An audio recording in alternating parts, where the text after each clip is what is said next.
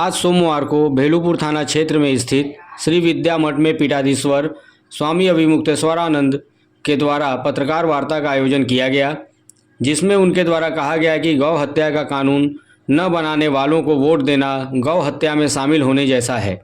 साथ ही यह भी कहा कि जो भी राजनीतिक पार्टियां गौ हत्या पर कानून बनाकर लागू करने का शपथ पत्र देंगी तो हम हिंदू समाज से आग्रह करेंगे कि आगामी लोकसभा चुनाव में उन्हीं राजनीतिक पार्टियों को अपना मतदान करें। देखिए आगे और क्या कहा स्वामी अभिमुक्तेश्वरानंद ने। वाराणसी से देखिए भुवनेश्वरी मलिक की रिपोर्ट। आप देखते रहिए बीएम ब्रेकिंग न्यूज। धन्यवाद। जो संस्कृति है, जो सभ्यता है, उसमें सबसे प्रमुख स्थान गाय को मिला है। और उसका उदाहरण उसको आप एक उदाहरण से समझ सकते हैं कि हमारे हिंदुओं के घर में जब रोटी बनती है तो वैसे तो हम अपने भगवान को सबसे बड़ा मानते हैं, अपने गुरु को सबसे बड़ा मानते हैं और जाने किन को बड़ा मानते हैं, लेकिन पहली रोटी तो गाय की होती है। उसके बाद भगवान का और गुरु का और पूजनीयों का नंबर लगता है। इसका मतलब है कि सबसे अधिक पूजनीय हमारे यहाँ गाय है और उसी गाय के प्रति अन्याय अत्याचार हो रहा है। आजादी के पहले से ही हम लोग ये मांग करते रहे।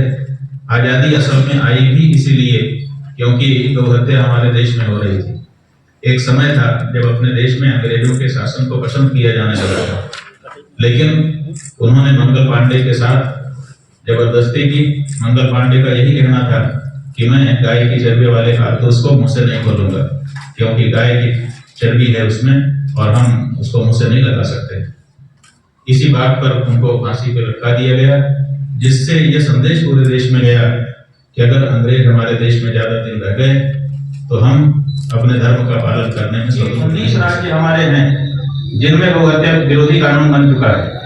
1966 में इंदिरा गांधी ने जब 72 दिन का अनशन, जब गोली कांड हो गया, उसके बाद निरंजन देव तीर्थ जी जो पुरी के शंकराचार्य जी थे उस समय के, उन्होंने 72 दिन आमरण अनशन किया। 72 दिन के बाद केंद्र सरकार ने उनसे अनुरोध किया कि हम इसको राज्यों को सौंप रहे हैं, क्योंकि हम केंद्र हैं, राज्यों का विषय है, इसलिए राज्यों को सौंप रहे हैं। उसके बाद से अब तक 19 राज्यों में कानून बना दिया गौ हत्या निरोधी। अब जब बहुमत हो गया, 29 राज्यों में से 19 राज्यों ने जब बना दिया कानून, तब तो बहुमत हो गया। अब केंद्र सरकार को क्या दिक्कत है? उस समय तो दिक्कत थी, अब तो कोई दिक्कत नहीं है। देश के बहुमत राज्य गौ हत्या विरोधी कानून बना चुके हैं, इसलिए अब केंद्र सरकार के पास अवसर है कि वो बड़े आराम से केंद्रीय कानून बना सकते हैं। ये गौ माता की हत्या हमारे सनातन धर्म में, हिंदू धर्म में महापाप के रूप में मानी गई है और गौ हत्या का पाप लगता है। कोई गौ हत्या करे तो बहुत बड़ा पाप है।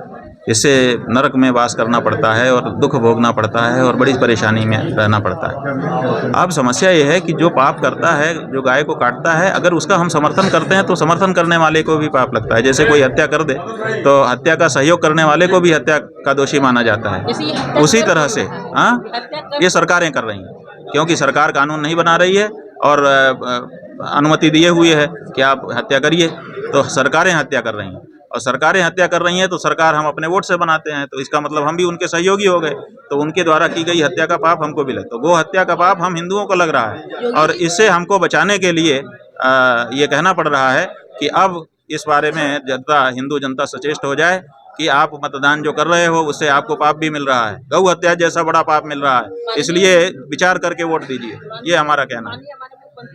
गौ की सेवा करते हैं। अब भाई वो व्यक्तिगत रूप से करते हैं, लेकिन सरकार के स्तर पर हमारी बात है ना। हम व्यक्तिगत रूप से थोड़े उनसे कोई मांग कर रहे हैं।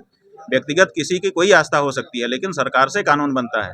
वो संसद बैठती है, संसद में प्रस्ताव आता है, फिर कानून बनता है। तो हमको संसद से और अपेक्षा है सरकार से। व्यक्तिगत किसी की बात नहीं है। व्यक्तिगत तो अपने ढंग से आदमी करता है जितना कर सकता है, लेकिन सरकार के अंग के रूप में हमको सरकार से अपेक्षा है कि वो गौ हत्या की बंदी की घोषणा करे, गौ के हत्या को अपराध घोषित करे और गौ माता को राष्ट्र माता की प्रतिष्ठा दे। हमारे द्वारा नहीं, ये बहुत सारे जो गौ भक्त हैं मिलकर के प्रयास चल रहे हैं।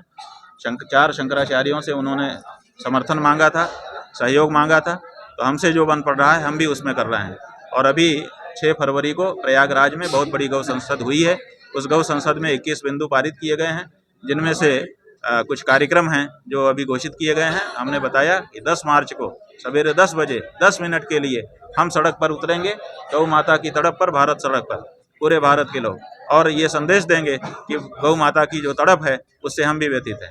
और साथ ही साथ हम स्वयं 14 मार्च को पद यात्रा पर निकलेंगे, गोवर्धन गिरिराज की परिक्रमा करके, क्योंकि उन्होंने जब इंद्र कुपित हो गए थे तो गोवर्धन ने ही गायों को बचाया था। तो उन गोवर्धन जी की परिक्रमा करके दिल्ली तक हम संसद भवन तक जाएंगे, उस किनारे तक जहाँ पर 1966 में गौ भक्तों के ऊपर गोली चलाई गई थी, और वहाँ जा कर के उस बीच में हम गौ रक्षा का संकल्प लोगों को दिलाते जाएंगे और स्वयं भी तत्पर रहेंगे।